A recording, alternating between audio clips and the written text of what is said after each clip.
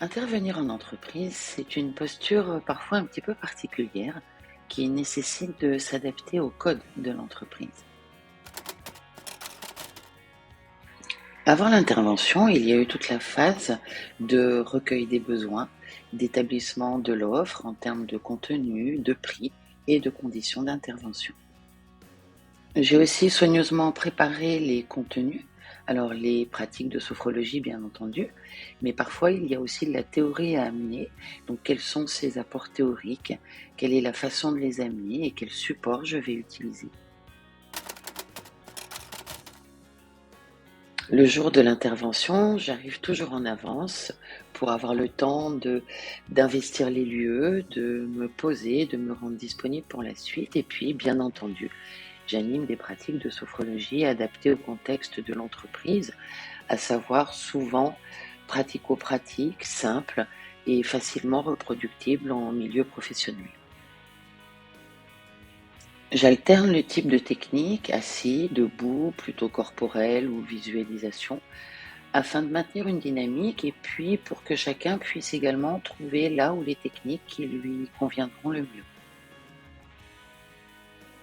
Parfois, lorsque ça fait partie de la demande initiale, j'aborde des points théoriques sur le stress ou le sommeil, par exemple, selon le thème de l'intervention, en utilisant des supports de type diaporama, par exemple. En fin d'intervention, je fais toujours un point avec les participants sur ce qu'ils gardent de ce temps que nous avons passé ensemble et je fais remplir les évaluations qualité qui sont souvent une demande de l'entreprise. Et une fois l'intervention en elle-même terminée, ça n'est pas encore tout à fait fini. Dès lors que c'est possible, je fais un point sur le déroulement de l'intervention avec le donneur d'ordre, tout en respectant bien entendu la confidentialité des séances.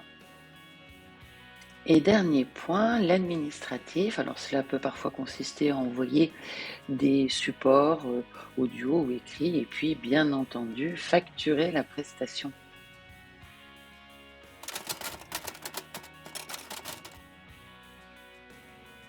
Et voilà, une journée de sophrologue en entreprise, c'est à peu près ça. C'est une autre façon d'exercer qui demande aussi parfois de l'adaptabilité, mais qui permet souvent de faire découvrir la sophrologie à un public qui n'y aurait pas forcément pensé au départ, et cela prend tout son sens.